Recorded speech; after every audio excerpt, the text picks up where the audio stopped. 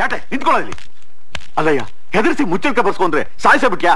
ನಾನ್ ಹೆದರ್ಸಕ್ ಒಂದೆರಡು ಡೇಟ್ ಹೊಡೆದೆ, ಆದ್ರೆ ಈಗಾಗಲೇ ಜನ ಲಾಕಪ್ಟೆದ್ ವಿಷಯ ಕೇಳಿ ಕೇಳಿ ರೋಸೋಗಿದ್ದಾರೆ.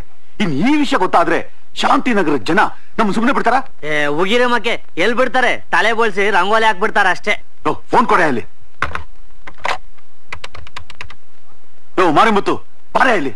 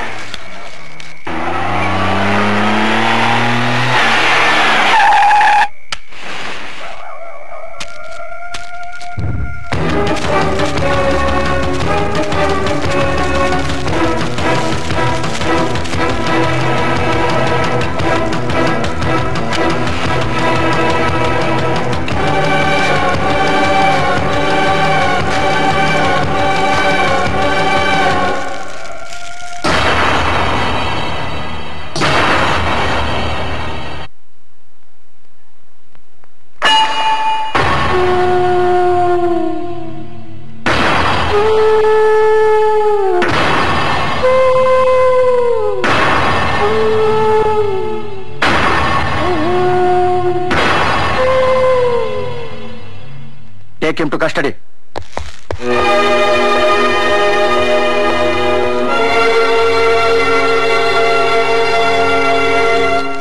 Come on.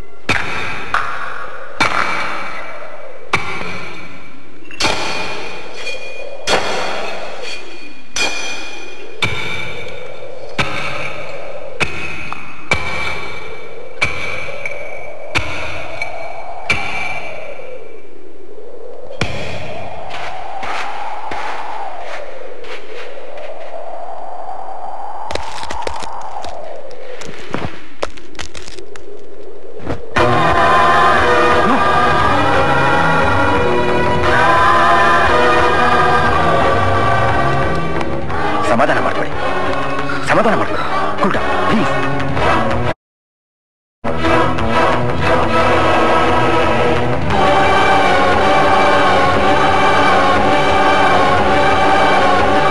ಇಲ್ಲ ಇಲ್ಲ, ನನ್ನ ಮಗನ್ನ ಕಳ್ಕೊಂಡು ನಾನು ಬದುಕಿರಲ್ಲ.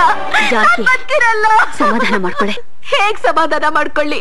ನನ್ನ ಮಗನ್ನ ಕಣ್ಣಲ್ಲಿ ಕಣ್ಣಿಟ್ಟು ಕಾಪಾಡ್ದೆ, ಆದ್ರೆ ಇವತ್ತು ಆ ಕಣ್ಣನ್ನ ಕಿತ್ಕೊಂಡು ದೇವ್ರನ್ನ ಕುರುಡಿ ಮಾಡ್ಬಿಟ್ಟ. ಇನ್ನೆಲ್ಲಿಂದ ಬರ್ಬೇಕು ಸಮಾಧಾನ? ಯಾಕೆ ಹೀಗೆಲ್ಲ ಮಾತಾಡ್ತೀಯ? ಇವರೆಲ್ರು ನಿನ್ ಮಕ್ಕಳಲ್ವಾ? ಇಲ್ಲ, ನನ್ ಮಗನ ಕಳ್ಕೊಂಡು ನಾನ್ ಬದುಕಿರಲ್ಲ, ನಾನ್ ಬದುಕಿರಲ್ಲ, ನಾನ್ ಬದುಕಿರಲ್ಲ, ನಾನ್ ಬದುಕಿರಲ್ಲ. ಹೀಗಾಗ್ಬಾರ್ದಾಗಿತ್ತು. ಅಳ್ಬೇಡ. ಹೀಗಳ್ತಾ ಕೂತ್ರೆ ಹೋದ ಜೀವ ಮತ್ತೆ ಬರುತ್ತಾ? ಧೈರ್ಯ ತಂದ್ಕೋ. Order order. ಯುವರ್ ಆನರ್, ಬೇಲಿನ ಎದ್ದು ಹೊಲ ಮೇಯ್ದಾಗೆ ಪ್ರಜೆಗಳ ರಕ್ಷಣೆ ಮಾಡಬೇಕಾಗಿದ್ದ ಈ ಮಹಾದೇವಯ್ಯ ತನ್ನ ಜೀವನದಲ್ಲಿ ನೂರಾರು ಆಸೆಗಳನ್ನು ಹೊತ್ತು ಪೊಲೀಸ್ ಅಧಿಕಾರಿಯಾಗಿ ದೇಶ ಸೇವೆ ಮಾಡಬೇಕು ಅಂತಿದ್ದ ನಿರುದ್ಯೋಗಿ ಕುಮಾರ್ಗೆ ಇನ್ಸ್ಪೆಕ್ಟರ್ ಕೆಲಸ ಕೊಡಿಸ್ತೀನಿ ಅಂತ ಆಸೆ ತೋರಿಸಿ ಈ ಮಿನಿಸ್ಟರ್ ಮಹಾದೇವಯ್ಯ ಅವನಿಂದ 1 ಲಕ್ಷ ರೂಪಾಯಿ ವಸೂಲಿ ಮಾಡ್ದ. ಕೊನೆಗೆ ದುಡ್ಡು ಕೆಲಸ ಯಾವುದನ್ನು ಕೊಡದೆ ಪಂಗನಾಮ ಹಾಕದ. ಇದನ್ನ ಪ್ರತಿಭಟಿಸಿದಾಗ ಈ ಮನುಷ್ಯ SI ರಾಜಶೇಖರ್ ಮೂಲಕ ಆ ಹುಡುಗನ ಲಾಕಪ್ ನಲ್ಲಿ ಹಾಕಿ ಟಾರ್ಚರ್ ಮಾಡಿಸಿದಾಗ ಅವನು ಸತ್ತ. I object your honour.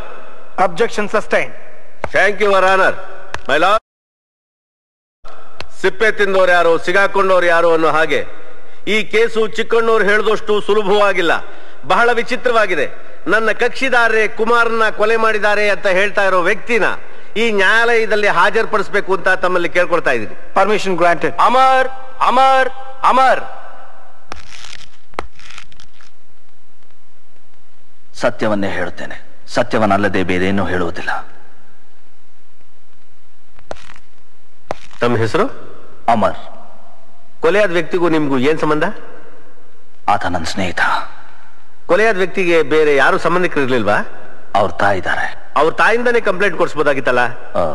ಅದು ಅವರು ಪರವಾಗಿಲ್ಲ ಅವ್ರ ಪರವಾಗಿ ನೀನೇ ಬಂದು ಕಂಪ್ಲೇಂಟ್ ಕೊಟ್ಟಿದ್ಯಲ್ಲ, ಇದ್ರ ಹಿನ್ನೆಲೆ ಏನು ಅಂತ ಸ್ವಲ್ಪ ಹೇಳ್ತೀಯಾ? ನನ್ನ ಸ್ನೇಹಿತನ ಹೀಗಾಯ್ತಲ್ಲ ಅಂತ ನಾನೇ ಕಂಪ್ಲೇಂಟ್ ಕೊಟ್ಟೆ. ಓಹೋ, ನಿಮಗೆ ನಿಮ್ಮ ಸ್ನೇಹಿತನ ಮೇಲಿರೋ ಅಫೆಕ್ಷನ್ ವೆರಿ ಗುಡ್ ಇರಬೇಕಾದ್ದೆ. ನಿಮ್ಮ ಸ್ನೇಹಿತನ ಕೊಲೆನ ಪೊಲೀಸ್ ಅಧಿಕಾರಿ ರಾಜಶೇಖರಯ್ಯ ಮಿನಿಸ್ಟರ್ ಮಹಾದೇವಯ್ಯ ಮಾಡಿದ್ದಾರೆ ಅಂತ ಆರೋಪ ಹೊರಿಸಿದಿರಲ್ಲ, ಆ ಕೊಲೆನ ನೀವು ನಿಮ್ಮ ಕಣ್ಣಾರೆ ನೋಡಿದೀರಾ? ಇಲ್ಲ. ಮತ್ತೆ ಯಾವ ಸಾಕ್ಷಿ ಆಧಾರದ ಮೇಲೆ ಅವ್ರ ಮೇಲೆ ಆರೋಪ ಹೊರಿಸ್ತಾ ಇದ್ದೀರಾ? ಈ ಕೇಸ್ಗೆ ಮುಖ್ಯವಾದ ಸಾಕ್ಷಿ ಮಾರಿಮುತ್ತು. ಅವ್ರ ಆಧಾರದ ಮೇಲೆ ನಾನು ಕಂಪ್ಲೇಂಟ್ ಕೊಟ್ಟೆ. ಅಂದ್ರೆ ಈ ಕೊಲೆಯನ್ನ ನೀವು ಕಣ್ಣಾರ ನೋಡ್ಲಿಲ್ಲ, ಯಾರೋ ಮೂರನೇ ವ್ಯಕ್ತಿ ಹೇಳಿದ್ದನ್ನ ಕೇಳ್ಕೊಂಡು ಅವ್ರ ಮೇಲೆ ಈ ಮಿಥ್ಯಾರೋಪವನ್ನು ಹೊರಿಸ್ತಾ ಇದ್ದೀರಾ. ಚೆನ್ನಾಗಿದೆ, ತುಂಬಾ ಚೆನ್ನಾಗಿದೆ. ಯುವರ್ ಆನರ್, ನ್ಯಾಯಾಲಯದಲ್ಲಿ ವಿಚಾರಣೆಗೋಸ್ಕರ ಮಾರಿಮುತ್ತುವನ್ನ ಹಾಜರುಪಡಿಸಬೇಕು ಅಂತ ಕೇಳ್ಕೊಳ್ತೀನಿ. Permission granted. ಮಾರಿಮುತ್ತು ಮಾರಿಮುತ್ತು ಮಾರಿಮುತ್ತು.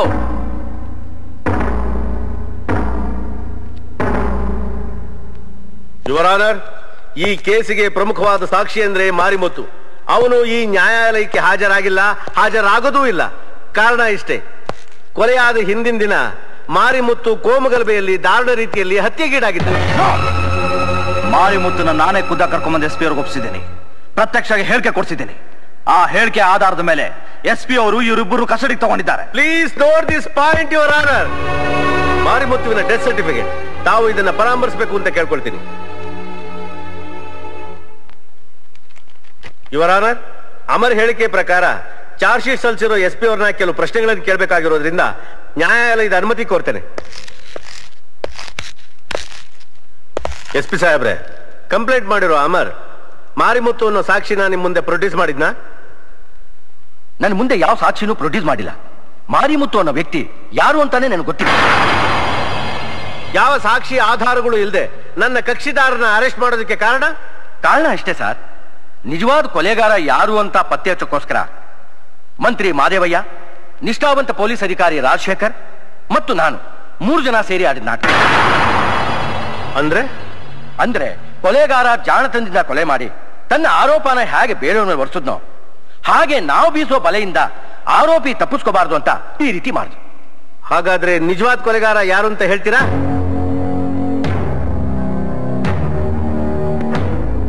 ಇನ್ಯಾರು? ಸೋಷಿಯಲ್ ವರ್ಕರ್ ಅಂತ ಹೆಸರು ತಗೊಂಡು ಜನಗಳನ್ನ ಚೀಟ್ ಮಾಡ್ತಾ ಇದ್ದ ಈ ಅಮರೇ ನಿಜವಾದ ಕೊಲೆಗಾರ.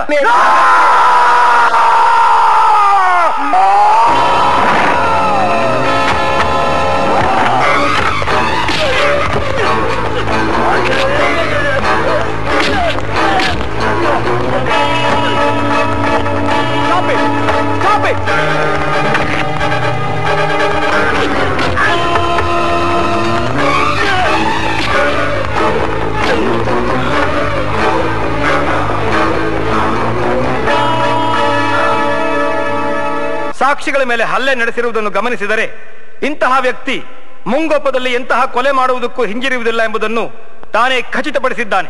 ಈ ಘಟನೆಯನ್ನು ಮುಂದಿಟ್ಟುಕೊಂಡು ಈ ನ್ಯಾಯಾಲಯವು ಆರೋಪಿ ಅಮರನಿಗೆ IPC ಸೆಕ್ಷನ್ 302 ಪ್ರಕಾರ ಜೀವಾವಧಿ ಕಾರಾಗೃಹ ಶಿಕ್ಷೆ ವಿಧಿಸುತ್ತದೆ. ಅಂತೂ ನಮಗೆಲ್ಲ ಕಂಟಕನಾಗಿದ್ದ ಮಾರಿಮುತ್ತುನ ಸಾಯಿಸಿ ನೀವೆಲ್ಲ ಸ್ವಾಭಿಮಾನ, ನಾಚಿಕೆ, ಮಾನ, ಮರ್ಯಾದೆ ಎಲ್ಲ ಬಿಟ್ಟು ಈ ಕೇಸಲ್ಲಿ ನಮ್ಮನ್ನ ಗೆಲ್ಸಿದ್ದಕ್ಕೆ ನಿಮಗೆಲ್ಲ ನಾನು ಚಿರಋಣಿ.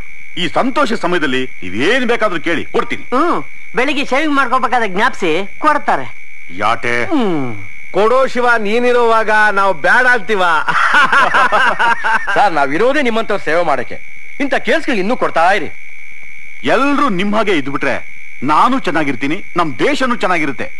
ನೋಡಿ, ಈ ಚೆಕ್ಕು ನಿಮ್ ಲೈಫ್ ಸೆಟ್ಲ್ಮೆಂಟ್ಗೆ, ಈ ಫೋಟೋ ನಿಮ್ ನೈಟ್ ಎಂಜಾಯ್ಮೆಂಟ್ಗೆ. ಹಾಗೆ